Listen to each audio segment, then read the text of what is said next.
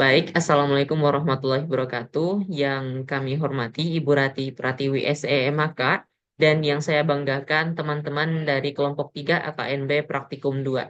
Pada kesempatan kali ini saya izin membuka untuk pemaparan hasil diskusi dan analisis kami terkait pengerjaan Project Based Learning atau PJBL terkait mata kuliah Statistika Bisnis.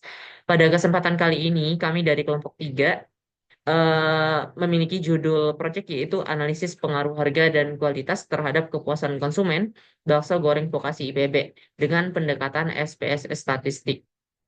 Baik, selanjutnya, next.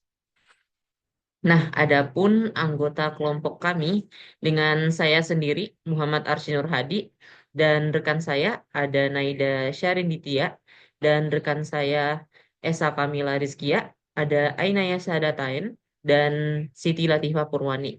Boleh di next. Selanjutnya akan dilanjutkan oleh rekan saya. Oke, yang pertama ada pendahuluan, yaitu kepuasan konsumen merupakan faktor penting dalam keberhasilan usaha kuliner seperti bakso goreng di vokasi IPB, di mana harga dan kualitas produk menjadi dua aspek utama yang mempengaruhi keputusan pembelian dan kesesuaiannya dapat meningkatkan kepuasan, loyalitas, serta rekomendasi positif dari konsumen. Berdasarkan teori Kotler dan Keller tahun 2016, serta didukung penelitian sebelumnya, harga dan kualitas terbukti memiliki pengaruh signifikan terhadap kepuasan konsumen. Di sisi lain, pertumbuhan sektor makanan dan minuman yang mencapai 8% per tahun menurut BPS menunjukkan adanya peluang besar, eh, sekaligus tantangan bagi pelaku usaha di lingkungan kampus. Penelitian ini bertujuan untuk menganalisis secara kuantitatif menggunakan SPSS, pengaruh harga dan kualitas terhadap kepuasan konsumen sebagai dasar strategi peningkatan daya saing produk.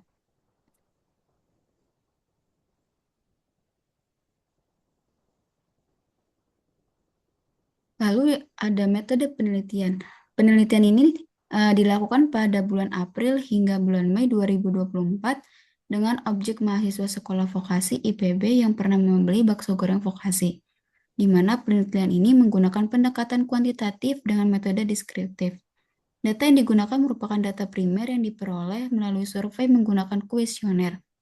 Pemilihan responden dilakukan dengan teknik purposive sampling, yaitu berdasarkan kriteria tertentu yang dianggap relevan dengan tujuan penelitian.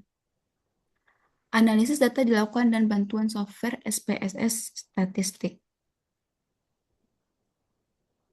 Lalu yang ketiga ada kerangka penulisan. Pelanggan bakso goreng vokasi didominasi oleh mahasiswa sekolah vokasi IBP dari 17 program studi. Oleh karena itu, objek penelitian ini difokuskan pada konsumen yang memiliki pengalaman langsung agar mampu memberikan penilaian yang relevan terhadap variabel-variabel penelitian. Untuk memperoleh hasil yang valid, pendekatan statistik dilakukan melalui perangkaian proses analisis yang sistematis agar penelitian dari responden tetap tepat sasaran dan sesuai dengan pengalaman mereka.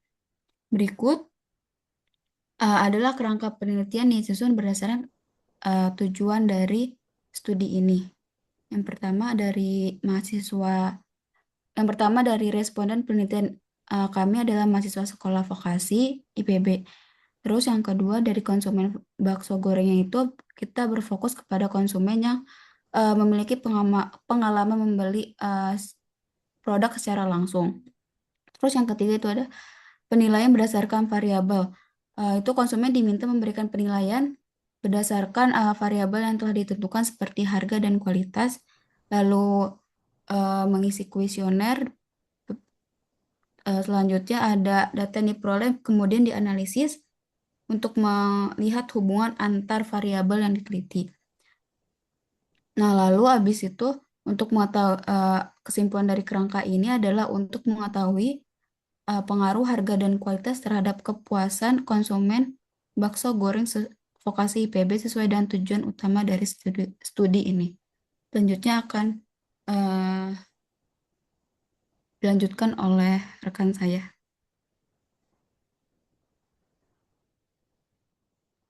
Oke, baik. Sekarang kita masuk ke objek penelitian. Di sini objek dalam penelitian ini adalah mahasiswa sekolah vokasi PB dari 17 program studi yang dipilih karena mereka merupakan konsumen utama bakso goreng vokasi. Hampir seluruh mahasiswa di lingkungan ini mengenal keberadaan UMKM tersebut. Responden diminta mengisi kuesioner terkait variabel yang memengaruhi kepuasan konsumen, yaitu harga pelayanan dan kualitas produk.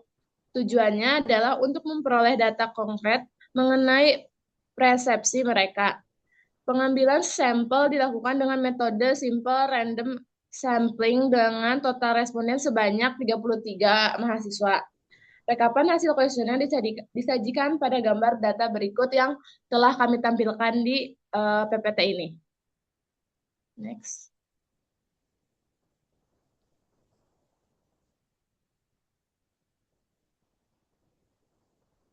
Baik, di sini ada pengolahan data SPSS statistik. Nah, di sini ada regresi linear berganda. Nah, yang pertama ada visi dan komitmen eksekutif, yaitu dukungan dan komitmen dari manajemen puncak sangat penting untuk keberhasilan transformasi digital.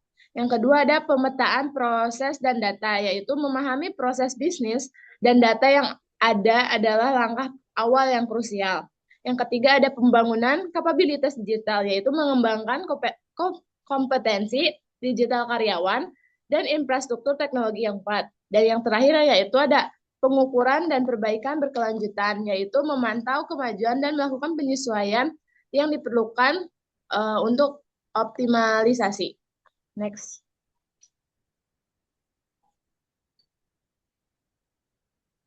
Baik, baik di sini kita masuk ke uji normalitas, yaitu berdasarkan analisis rasio squeeze-ness sebesar di sini terlihat ya, jadi 1,127 dan rasio kurtosisnya sebesar 2,281. Nilai squeeze-ness menunjukkan distribusi condong ke kanan dan kurtosis yang mendekati 3 menunjukkan kayak distribusi agar dapat agar agak datar meskipun rasio kurtosis sedikit di atas batas normal yaitu min 2 hingga plus 2. Penyimpangannya masih dapat diterima, jadi data tersebut sepenuhnya tidak sepenuhnya normal, tapi masih layak digunakan. Next. Baik, di sini ada uji autokorelasi. Nah, uji autokorelasi itu bertujuannya untuk mengetahui apakah terdapat hubungan antara nilai residual saat ini, kayak periode T-nya, dengan nilai residual pada periode sebelumnya, T1-nya, dalam modal regresi yang digunakan. Nah, kan hasil autokorelasi ini berpacu pada Durbin Watson. Yaitu di sini kita udah dapat nilai Durbin Watsonnya D-nya 1,863, DL-nya 1,2576, DU-nya 1,6511 dan 4 strip DU-nya yaitu 2,3489 dan 4 strip DL-nya yaitu 2,7424. Berdasarkan hasil uji coba Durbin Watson diperoleh nilai DW sebesar 1,863. Nilai tersebut berada di antara batas antara DU 1,6511 dan batas bawahnya dari 4 strip DU yaitu 2,3489 sehingga dapat disimpulkan bahwa model regresi tidak mengalami autokorelasi. Baik, yang selanjutnya akan disampaikan oleh rekan saya. Terima kasih.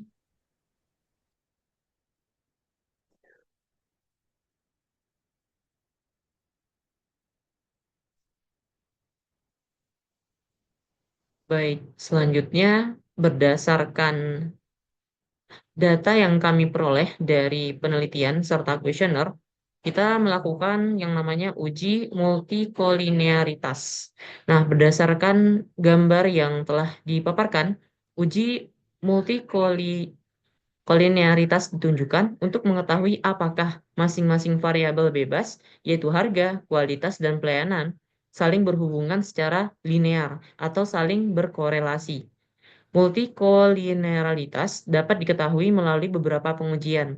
Salah satu metode yang digunakan dalam penelitian ini adalah menghitung nilai variance inflation factor atau VIV dan toleransi dari masing-masing variabel bebas. Boleh di next.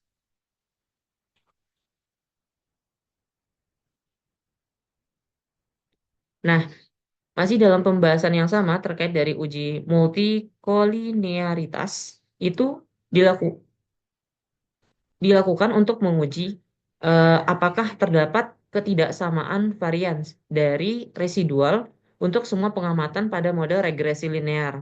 Berdasarkan pada data di atas, dalam uji ini, posisi sumbu Y merupakan nilai yang telah diprediksi, sedangkan sumbu X adalah residual. Nah, jika nilai signifikan variabel independen lebih kurang 0,05, maka terjadi heteroskedastisitas. Jika nilai signifikan variabel independen lebih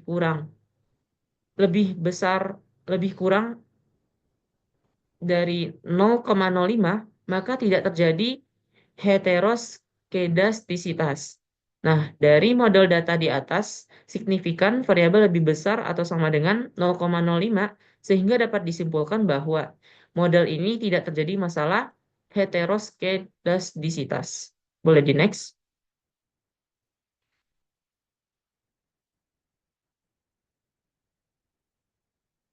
Selanjutnya akan disampaikan oleh rekan saya. Oke, selanjutnya ini ada uji regresi. Di dalam uji regresi itu pertama ada output variable enter atau remove. Jadi ini tuh apa? Jadi berdasarkan output tabelnya itu diketahui bahwa variabel independen yang dimasukkan ke dalam regresi itu menggunakan metode enter. Metode enter itu apa, teman-teman? Metode enter itu jadi semua variabel independen itu dimasukkan secara bersamaan ke dalam model tanpa dipilih-pilih lagi. Oke, next. Selanjutnya ini ada output model summary. Jadi dalam output model summary itu ada 2 R. Jadi ada R korelasi berganda dan R square kuadrat. Jadi yang pertama ini ada R korelasi berganda. Jadi ini tuh korelasi antara dua atau lebih variabel independen terhadap variabel dependen. Nah, nilai R ini yang kita dapat dari hasil uji data ini adalah 0,813, yang dimana hubungan antara variabel independen terhadap variabel dependen berarti itu sangat kuat. Kenapa bisa dikatakan sangat kuat? Karena 0,831 itu mendekati 1 gitu. Jadi kalau hasilnya itu semakin dekat dengan 1, itu hubungannya berarti akan semakin kuat. Selanjutnya itu ada R square atau kuadrat dari R. Ini tuh menunjukkan koefisiensi determinasi. Jadi ini tuh yang kita peroleh dari data ini itu 0,690, yang berarti besar pengaruh antara variabel independen terhadap kepuasan pelanggan atau variabel dependen itu 69%. Dan sisanya itu 31%. 31% ini tuh dipengaruhi variabel lain yang tidak dianalisis dalam model ini. Oke, bisa di next. Oke, selanjutnya itu ada output ANOVA. Output ANOVA itu digunakan untuk menguji bukti pengaruh variabel independen secara bersamaan terhadap variabel dependen. Tujuannya apa, teman-teman? Tujuannya ini untuk mengetahui apakah variabel-variabel ini memiliki pengaruh yang signifikan secara bersamaan terhadap variabel dependennya. Sebelum masuk ke hasil dari ANOVA ini, kita harus tahu dulu ada H0 dan HA1. Jadi H0 itu variabel independen secara bersama-sama tidak mempengaruhi variabel Y gitu atau variabel dependen. Sedangkan kalau H1 itu tuh secara bersama-sama berpengaruh terhadap variabel Y. Dan pedomannya itu gimana? Untuk menguji signifikasinya itu kita akan lihat dari signifikansi apabila signifikansinya itu lebih besar daripada 0,05, berarti H0 itu diterima. Tapi kalau misalkan signifikansinya itu dari 0,05, maka H0-nya itu ditolak dan H1-nya itu diterima. Berdasarkan dari hasil data yang kita sudah analisis di SPSS, pada tabel ANOVA ini diperoleh nilai signifikansinya itu kurang dari 0,05, maka H0 itu ditolak dan H1-nya itu diterima. Jadi kesimpulannya, hasil ini mengartikan bahwa harga, kualitas, dan pelayanan secara bersama-sama atau variabel independen ini sangat berpengaruh terhadap kepuasan pelanggan atau variabel Y. Oke, selanjutnya. Oke, untuk slide selanjutnya akan dijelaskan oleh rekan saya. Baik, terima kasih. Sekarang kita masuk ke output koefisien yang merupakan bagian dari uji regresi. Jadi, apa sih koefisien itu? Jadi, secara singkat, kira-kira tabel ini menunjukkan berapa besar pengaruh masing-masing variabel bebas terhadap variabel dependen. Variabel dependennya itu Y dan variabel bebasnya itu X1, X2, dan X3. Bisa dilihat di kolom B, untuk konstatnya itu min 7,456, dan X1 yaitu harga yaitu 0,244, X2 kualitas yaitu 0,583, dan X3 pelayanan itu 0,451. Nah, nilai beta ini juga digunakan untuk melihat pengaruh relatif. Ini bisa dibandingkan antar variabel mana yang paling dominan terhadap Y-nya. Jadi kalau kita bisa lihat di sini, kualitas makanan itu yaitu X2, memberi pengaruh terbesar pada kepuasan pelanggan, diikuti oleh pelayanan dan juga harga. Semuanya signifikan dengan kualitas sebagai faktor dominan. Next. Oke, teman-teman, jadi sekarang kita akan masuk ke bagian kesimpulan dan saran. Jadi kelompok kami menyimpulkan bahwa penelitian ini menunjukkan bahwa harga, kualitas, dan pelayanan secara simultan berpengaruh signifikan terhadap kepuasan pelanggan goreng vokasi. Hal ini dibuktikan dengan nilai signifikansi sebesar 0,00 dan koefisien determinasi R kuadrat sebesar 0,690. Yang berarti 69% variasi kepuasan pelanggan dapat dijelaskan oleh ketiga variabel tersebut. Secara parsial, variabel kualitas memiliki pengaruh paling dominan terhadap kepuasan, diikuti oleh pelayanan dan harga. Seluruh uji asumsi klasik, normalitas, autokorelasi, multikoliniaritas, dan heterokedastisitas juga menunjukkan bahwa model regresi yang digunakan valid dan layak dijadikan dasar pengambilan keputusan. Next.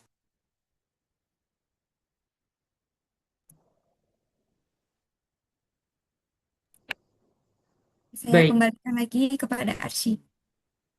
baik. Dengan penyampaian kesimpulan tadi, maka demikian materi dan hasil analisis yang dapat kami sampaikan. Semoga apa yang telah kami paparkan tadi bermanfaat bagi kita semua, terutama dalam penerapan eh, Microsoft Access, SPSS, maaf, SPSS Statistik dalam menerapkan ilmu statistika bisnis. Sekian dari saya, mohon maaf apabila ada kesalahan kata dan teman-teman sekalian. Saya akhiri dengan Assalamualaikum warahmatullahi wabarakatuh.